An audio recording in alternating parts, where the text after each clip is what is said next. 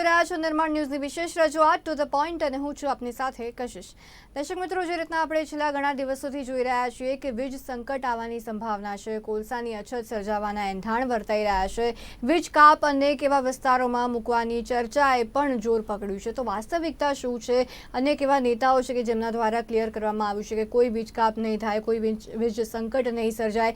અનેક જે તર્ક વિતર્કો આ મુદ્દે સર્જાઈ રહ્યા છે અને બીજી બાજુ જ્યારે ખેડૂતો દ્વારા પણ જે વીજ કાપ ઉપર ચિંતા વ્યક્ત કરવામાં આવી રહી છે, ખાસ રજૂઆતો કરવામાં આવી રહી છે, તેમને ઓછા કલાક વીજળી મળી રહી છે, તે જે ખાસ તેમના દ્વારા જે રજૂઆત કરવામાં આવી રહી છે। હવે આજે તમામ જે મુદ્દાઓ છે તેના પર આપણે ચર્ચા કરીશું, વાસ્તવિકતા જાણીશું કે એકચ્યુઅલમાં શું વીજ કાપ સર્જાશે, શું કોલસાની અછત છે, તો કોલસાનું ઓલ્ટરનેટિવ શું? કારણ કે કોલસા જે રીતના આપણને ખબર છે કે એક નોન રિન્યુએબલ રિસોર્સ છે, એટલે એ ફરીથી નહીં બની શકે ને જો કોલસાની અછત હોય તો પછી એના વૈકલ્પિક ઉર્જા સ્ત્રોત કયા અને એનું કેવી રીતના આપણે વપરાશ કરી શકીએ? કારણ કે આપણે એક બાજુ જ્યારે જોઈ રહ્યા છીએ કે સોલર પેનલનો પણ એટલો જ સારી રીતના વપરાશ થાય છે। સોલર પેનલની મદદથી જ્યારે લોકો પોતાની અગાશીમાં સોલર પેનલ આખી રાખે છે અને તેનાથી વીજ ઉત્પાદન પણ કરે છે અને તેમની ઘણી બધી બચત પણ થાય છે। તો આ બધા જ જે મુદ્દાઓ છે તેના પર આજે આપણે ખાસ ચર્ચા કરીશું। ચર્ચા કરવા માટે આપણી સાથે પેનલ પર ગેસ્ટ ઉપસ્થિત છે કિશોરસિંહ ઝાલા, કે જેઓ ગુજરાત ફેડરેશન ઓફ સોલર ઇન્ડસ્ટ્રીઝના પ્રમુખ છે, અને અજયભાઈ શાહ, કે જેઓ Gujarat chamber of commerce and ઇન્ડસ્ટ્રીના એનર્જી કમિટીના સભ્ય છે। કિશોરભાઈ, અજયભાઈ, બંનેનું કાર્યક્રમમાં સ્વાગત। અજયભાઈ, સૌપ્રથમ આપને પૂછવા માંગીશ, હવે જે રીતના આ જે વીજ સંકટ સર્જાઈ રહ્યું છે, એવું કહેવામાં આવી રહ્યું છે કે વીજ સંકટ સર્જાય તેવી સંભાવના છે, બીજી બાજુ પાવર ક્રાઇસિસનું કારણ શું છે? ગ્લોબલી છે, ગ્લોબલી પાવર ક્રાઇસિસ સર્જાઈ રહી છે કે નેશનલી છે? વાસ્તવિકતા શું છે? જી ચોક્કસ, આ જે એનર્જી ક્રાઇસિસ અત્યારે આપણે સાંભળી રહ્યા છીએ એ એનર્જી ક્રાઇસિસના બે કારણો છે, ગ્લોબલ લેવલ પર અને નેશનલ લેવલ પર। જે બે મુખ્ય કારણો છે, એક તો છે જે આપણે સૌ મીડિયામાં સાંભળી રહ્યા છીએ કે કોલસાની અછત, અને બીજું જે મુખ્ય કારણ છે કે પોસ્ટ કોવિડ જે દુનિયામાં ગ્રોથ રેટ વધી રહ્યો છે એનું કારણ છે। ટૂંકમાં સમજાવું તો અત્યારે કોલસાની જે તીવ્ર અછત ઊભી થઈ છે એ એક ગ્લોબલ એનર્જી ક્રાઇસિસનું કારણ છે, પર્ટિક્યુલરલી ઇન્ડિયા અને ચાઇનામાં। આપણું ટોટલ જે ભારતમાં આપણે ટોટલ જે એનર્જી પ્રોડક્શન છે તેમાં 60% પ્રોડક્શન આપણે ફોસિલ ફ્યુઅલ બેઝ છે, જેમાં કોલસો અને નેચરલ ગેસનો ઉપયોગ થાય છે, અને લગભગ 40% જેટલી એનર્જી પ્રોડક્શન જે છે એ અન્ય સોર્સ જેવા કે હાઇડ્રો, ન્યુક્લિયર અને રિન્યુએબલ એનર્જી સોર્સથી થાય છે। હવે આ આખી વાતને જો સમજવી હોય તો કોલસાની અછત કેમ સર્જાય એ એક મોટી વાત છે, અને કોલસા આપણી પાસે ઇન્સ્ટોલ્ડ કેપેસિટી, એટલે કે છેલ્લા ઘણા સમયથી આપણે કોઈ દિવસ વીજ કાપ કે કશું જોયું નથી, એટલે એવું નથી કે આપણી પાસે પૂરતી જનરેટિંગ કેપેસિટી નથી, પરંતુ જનરેટિંગ કેપેસિટી હોવા છતાં કોલસાની તીવ્ર અછતના કારણે આ એનર્જી ક્રાઇસિસ સાંભળવામાં આવી રહી છે, પર્ટિક્યુલરલી ઇન્ડિયા અને ચાઇનામાં ખાસ, અને ગ્લોબલી પણ હું આપણે વાત કરીશ, પરંતુ ઇન્ડિયા અને ચાઇનામાં ખાસ હોવાનું કારણ છે કે ચાઇના એક મોટો પાવર ગઝલર છે, અને ચાઇનાની મોટા ભાગની કોલસા આધારિત વીજ જરૂરિયાતો હતી એ લોકો ઓસ્ટ્રેલિયાથી પાવર કોલસો ઇમ્પોર્ટ કરતા હતા। કેટલાક જીઓ પોલિટિકલ કારણો એવા સર્જાયા કે જેના કારણે ચાઇના અને ઓસ્ટ્રેલિયા વચ્ચે થોડા પોલિટિકલ રિલેશન્સ થોડા ખરાબ થયા, જેના કારણે ચાઇનાએ ઓસ્ટ્રેલિયાથી કોલસો આયાત કરવાનું બંધ કર્યું અથવા ખૂબ જ ઓછું કરી નાખ્યું, અને એના વિકલ્પ રૂપે તેમણે કોલસો ઇન્ડોનેશિયાથી આયાત કરવાનું ચાલુ કર્યો। હવે ભારતની પરિસ્થિતિ સમજીએ તો ભારતમાં જે કોલસા આધારિત વીજ મથકો છે તેમાંથી લગભગ 70% કોલસો ભારત સરકારની કંપની કોલ ઇન્ડિયા દ્વારા પૂરો પાડવામાં આવે છે, પરંતુ બાકીનો 30% કોલસો જે છે એનો મેજર સપ્લાયર ઇન્ડોનેશિયા છે। હવે જ્યારે ચાઇનાએ ઇન્ડોનેશિયા ઉપર નજર નાખી અને ઇન્ડોનેશિયન કોલને ચાઇના ઇમ્પોર્ટ કરવાનું સ્ટાર્ટ કર્યો, એટલે આંતરરાષ્ટ્રીય બજારમાં કોલસાના ભાવો તીવ્ર ગતિ ઉછળ્યા, અને જે કોલસો $50 થી $70 પર ટન અવેલેબલ હતો ભારતમાં, એ કોલસાની કિંમત છેલ્લા 6 મહિનામાં $200 થી $250 પર ટન થઈ ગઈ। આપ સમજી શકો છો કે કિંમત કોલસાની 3 થી 4 ગણી થઈ ગઈ, અને એના કારણે જે કોલ આધારિત વીજ ઉત્પાદન હતું એની જે પડતર કિંમત હતી જનરેટિંગ કંપનીને એ લગભગ ડબલ થી 3 ગણી થઈ ગઈ। આ પરિસ્થિતિમાં પાવર જનરેટિંગ કંપનીઓએ કોલસાની ખરીદી મર્યાદિત કરી અથવા ઓછી કરી, જેના કારણે તેમનો રિઝર્વ સ્ટોક ઘટી ગયો, અને રિઝર્વ સ્ટોક ઘટવાના કારણે એમને પાવરનું પ્રોડક્શન થોડું ઓછું કરી નાખ્યું।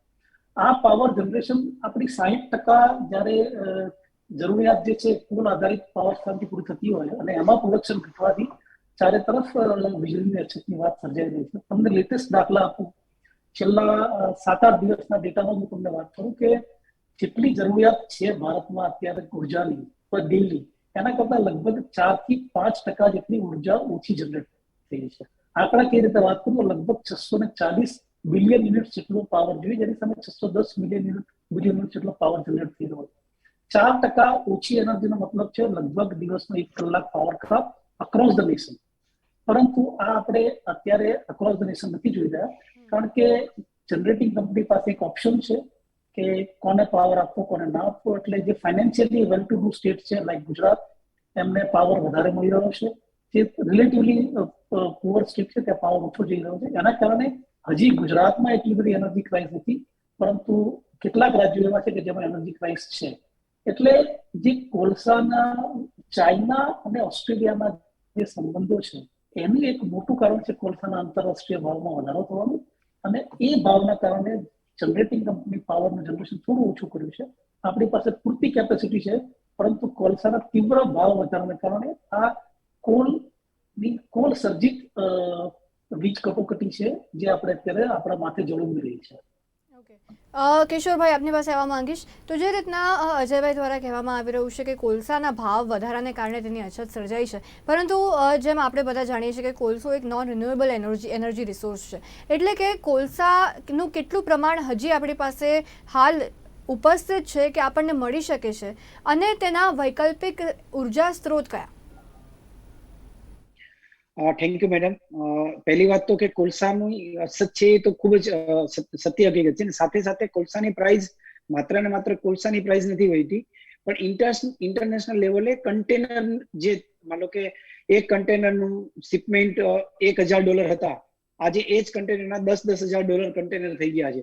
એટલે શિપમેન્ટ કોસ્ટ બી વધી ગઈ છે. ને સાથે સાથે કન્ટેનર જે ઇન્ટરનેશનલ લેવલે ફોર એક્ઝામ્પલ યુરોપની અંદર કન્ટેનર સ્ટેકઅપ થઈ ગયા છે, જેને લાવવા માટે કોઈ લોજિસ્ટિક નથી. અમેરિકાની અંદર થઈ ગયા છે. તો એ બી એક બહુ મહત્વનો ફાળો છે. અને ખાસ આપ કે છો કે તો ઇન્ડિયન જે કોલ છે એ ઓછો વપરાતો હતો, આપણે ઇન્ડોનેશિયાનો કોલ યુઝ કરતા હતા.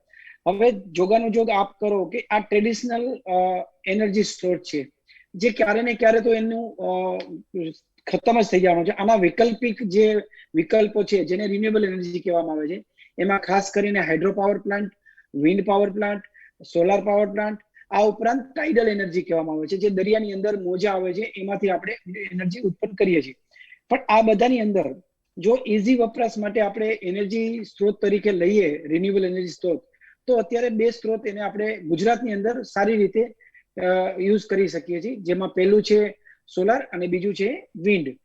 હાઇડ્રો માટે આપણા ગુજરાતની અંદર લોકેશન છે, પણ એ સાઉથ ઇન્ડિયાની અંદર જે છે એવા લોકેશનો આપણે હાઇડ્રામાં આપણા પાસે નથી. પણ આપણા માટે ગુજરાત એ ભારતનું પહેલું એવું રાજ્ય છે જ્યાં સોલારના ચાહે ઇન્ડસ્ટ્રીયલ રૂફટોપ હોય, રેસિડેન્શિયલ રૂફટોપ હોય, કે એશિયાનું મોટામાં મોટું અને સૌથી પહેલું સોલાર જનરેટિંગ સ્ટેશન હોય જે ચારણકામ આવેલું છે.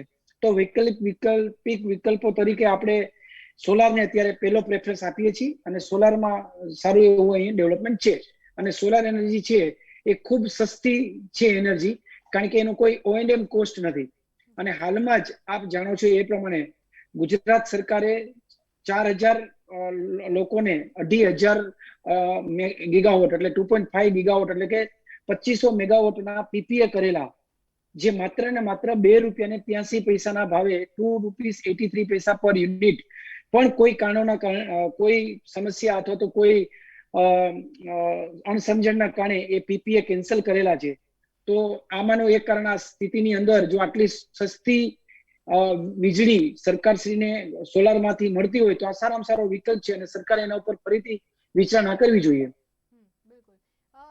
હવે આપણે સોલર પર તો પછી ડિસ્કશન કરીશું, પરંતુ જે મુખ્ય જે આના વૈકલ્પિક ઉર્જા સ્ત્રોત છે કે જે રિન્યુએબલ રિસોર્સિસ છે, હવે તેનો ઉપયોગ જો આપણે કરીએ તો પણ લોંગ ટર્મ એનું એક નિરાકરણ કહી શકાય. પરંતુ જે આપણે હમણાં જે આ અછત કોલસાની સર્જાઈ છે ને જે ગ્લોબલી જે કન્ટ્રીઝના જે ડિફરન્સીસ છે તેના કારણે જે આ હાલ પરિસ્થિતિ નિર્માણ પામી છે, હવે તે શોર્ટ ટર્મ આના નિરાકરણ કયા? કારણ કે જે રીતના આ સમસ્યા સર્જાઈ છે, એક બાજુ ખેડૂતો દ્વારા પણ જે રજૂઆતો કરવામાં આવી રહી છે, આંદોલનના માર્ગે તેઓ જઈ રહ્યા છે, બીજી બાજુ અમુક વિસ્તારને મળી રહ્યું છે, અમુક વિસ્તારને નથી મળી રહ્યું છે, ઇમ્બેલેન્સ થઈ રહ્યું છે, ઇનઇક્વાલિટી સર્જાઈ રહી છે. તો આ આગળ જઈને કદાચ મોટું કારણ ન બને, મોટી કોઈ સમસ્યા ઊભી ન કરે, તે માટે ખાસ હાલ શોર્ટ ટર્મ નિરાકરણ શું, અને લોંગ ટર્મમાં પણ ખાસ આપને કહું કે જે રીતના રિન્યુએબલ રિસોર્સિસ જે આપણે જે કિશોરભાઈએ જણાવ્યું કે હાઇડ્રો છે, હાઇડ્રોમાં તો ચલો આપણે ગુજરાતમાં ના થઈ શકે, પરંતુ વિન્ડ એનર્જી છે, સોલર એનર્જી છે, એ બધા લોંગ ટર્મમાં કેવી રીતના વપરાશ કરીને આપણે એને કરી શકીએ, ઉપયોગમાં લઈ શકીએ?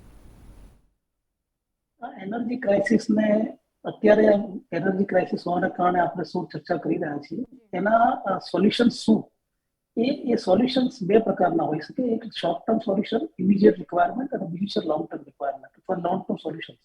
શોર્ટ ટર્મ સોલ્યુશન્સ મેડમ હું આપને કહું તો કે કોલસા આધારિત આપણી પાસે પૂરતી કેપેસિટી છે, માત્ર ને માત્ર કોલસાની ભાવના કારણે આ સ્થિતિ સર્જાઈ છે. એટલે ઇમિડિયેટ કોઈ જાદુની છડી નથી કે ઇમિડિયેટલી પાવર ક્યાંકથી જનરેટ થઈ જાય. શોર્ટ ટર્મ રિક્વાયરમેન્ટને ફૂલફિલ કરવા માટે કોલસો એકમાત્ર ઉકેલ છે. અને એના માટે મને જણાવવા આનંદ થાય છે કે રાજ્ય સરકાર અને કેન્દ્ર સરકાર પૂરતા પ્રયત્નો કરી રહી છે. પ્રધાનમંત્રીશ્રીની આગેવાની હેઠળ કોલ ડિપાર્ટમેન્ટ, એનર્જી ડિપાર્ટમેન્ટ અને લોજિસ્ટિક માટે રેલવે ડિપાર્ટમેન્ટ, આ લોકો અને કોલ ઇન્ડિયા સાથે મળીને યુદ્ધના ધોરણે કોલસો પહોંચાડવાનો પ્રયત્ન થઈ રહ્યા છે. સો ઇમિડિયેટ સોલ્યુશન અથવા શોર્ટ ટર્મ સોલ્યુશન એક અને માત્ર એક છે કે કોલસા આધારિત વીજ મથકો પૂરતી કેપેસિટી પર ચાલે, કોલસો પૂરતા પ્રમાણમાં મળી રહે. આ થઈ શોર્ટ ટર્મ રિક્વાયરમેન્ટ. પણ આ પરમાનન્ટ સોલ્યુશન નથી, કારણ કે આ ફોસિલ ફ્યુઅલ છે, આપ જાણો છો ગ્લોબલ વોર્મિંગમાં આ બહુ મોટો ભાગ ભજવે છે. એટલે વહેલું કે મોડું દુનિયાએ આ ફોસિલ ફ્યુઅલથી દૂર જવું જ પડશે. તો લોંગ ટર્મ સોલ્યુશન જે કિશોરભાઈએ કહ્યું કે સોલર અને વિન્ડ, આ બે હાઇડ્રો રિન્યુએબલ એનર્જીના એવા સોર્સ છે કે જે વિશ્વમાં લગભગ દરેક સ્થળોએ અખૂટ માત્રામાં મળે છે. પ્રોબ્લેમ સોલર અને વિન્ડ સાથે માત્ર એટલો જ છે કે એક તો એમની જનરેશન કેપેસિટી, કોઈ જનરેશન ક્યારે કેટલું થશે એ કોઈ કન્ફર્મ કહી ના શકે, કારણ કે પવનની ગતિ વધઘટ થતી હોય અને સોલર એનર્જી રાત્રે અવેલેબલ ના હોય. તો એનો સૌથી સારો અને લોંગ ટર્મ સોલ્યુશન એ છે કે એનર્જી સ્ટોરેજ.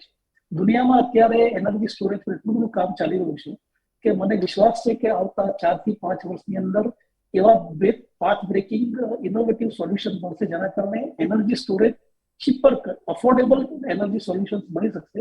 અને જ્યારે એ affordable energy solution in form of battery આપણને મળશે, તો એ વખતે આ સોલર અને વિન્ડ થી જનરેટ કરીને પાવર આપણે એમાં સ્ટોર કરી શકીશું અને દિવસના સમયે, રાતના સમયે આપણી જરૂરિયાત પૂરી કરી શકીશું. એટલે લોંગ ટર્મ સોલ્યુશન જે છે એ રિન્યુએબલ એનર્જી સોર્સ જ છે, પરંતુ એની સાથે સંકળાયેલી છે cheaper and affordable battery storage capacity, જે આઈ થિંક 4 થી 5 વર્ષમાં કોમર્શિયલી અવેલેબલ થઈ જશે. અને ઇવન સોલરની પણ વાત કરી, કિશોરભાઈ વાત કરીએ કે સોલરની પ્રાઇસ, સોલર પ્રોજેક્ટની પ્રાઇસ દિન પ્રતિદિન ઘટી રહી છે. એટલે સરકાર પણ એની પર પૂરતું ધ્યાન આપી રહી છે. આપને કદાચ ખ્યાલ હશે કે 15 કરોડ 17 કરોડ રૂપિયા પર મેગાવોટ થી સોલર પ્રોજેક્ટ ઇન્સ્ટોલ થતા હતા આજથી 5-7 વર્ષ પહેલા, જ્યારે 3 થી 3.5 કરોડ પર મેગાવોટ પર આવી ગયા છે.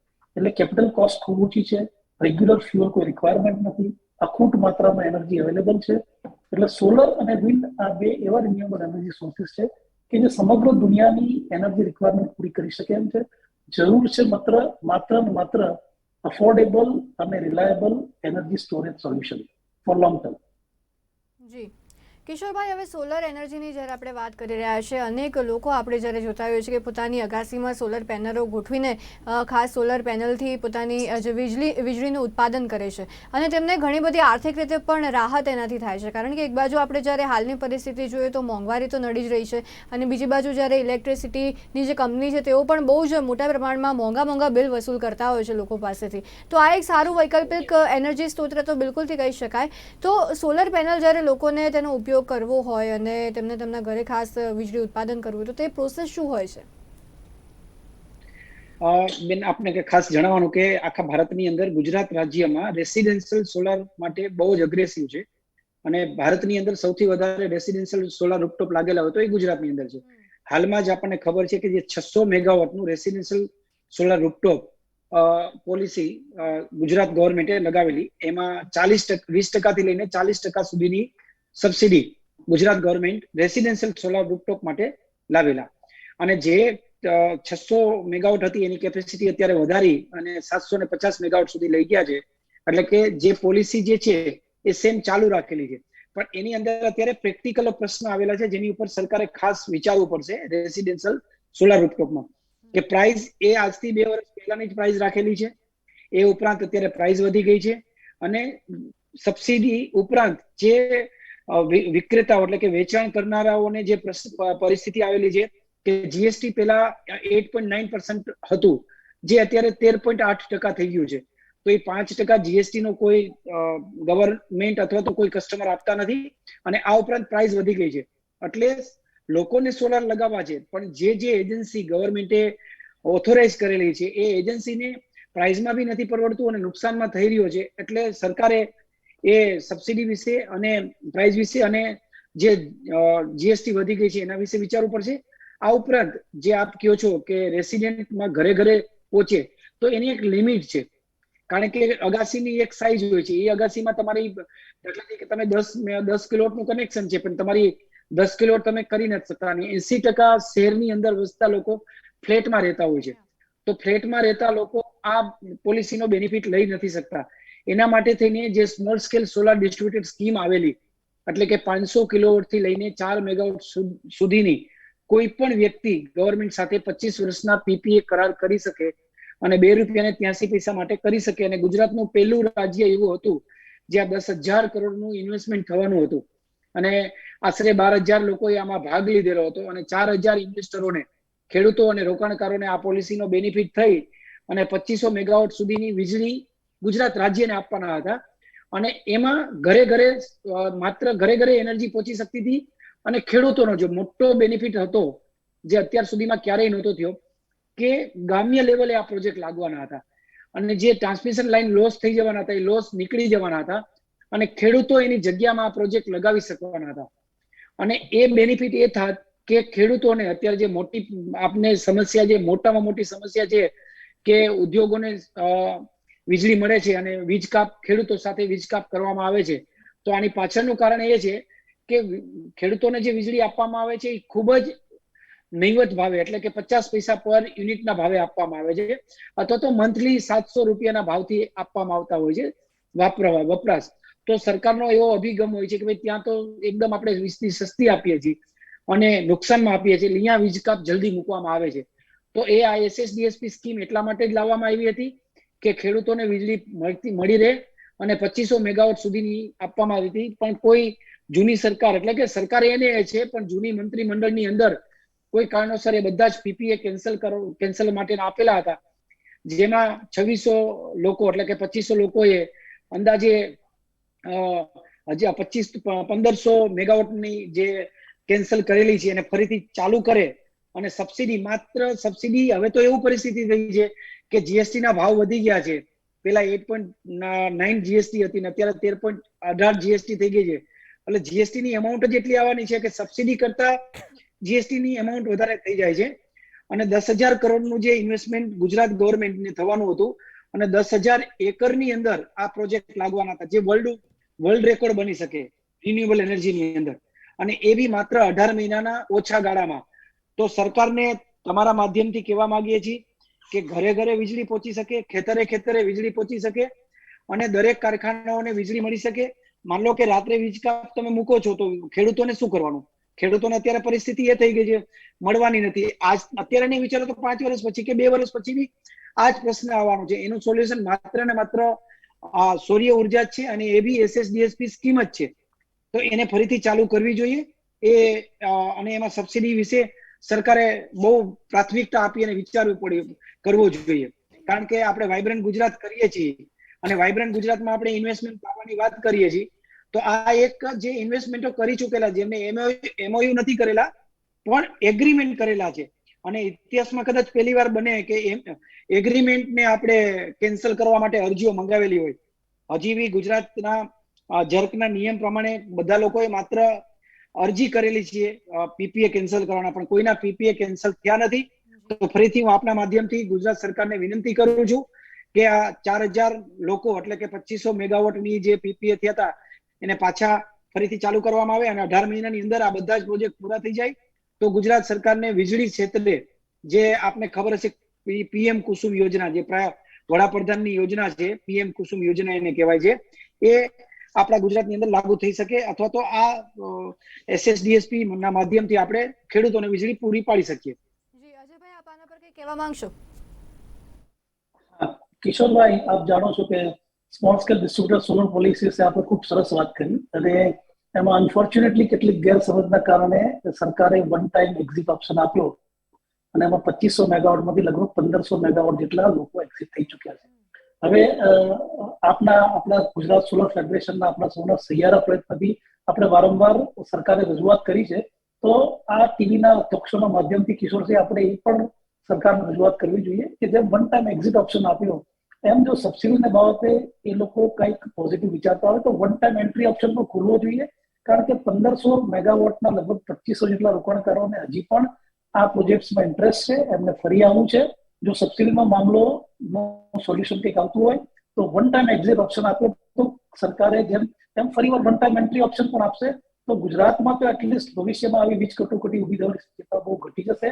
અને પર્ટિક્યુલરલી જ્યારે આ ડિસ્ટ્રીબ્યુટેડ સોલર લાગશે ત્યારે ખેડૂતોને આ યોજનાથી ખૂબ લાભ થવાનો છે. એટલે આ બાબતે સરકાર જરૂર વિચારશે એવી આપના માધ્યમથી મારી વિનંતી છે. ખાસ મેડમ આપને જણાવવાનું કે જી કિશોર, આપને જણાવવાનું કે આ સ્કીમ જે છે એ ખેડૂતો માટે જ છે અને અત્યારે બી વીજ કાપનો જો ભોગ કોઈ બનતા હોય તો ખેડૂતો જ બની રહ્યા છે વીજ કાપનો ભોગ.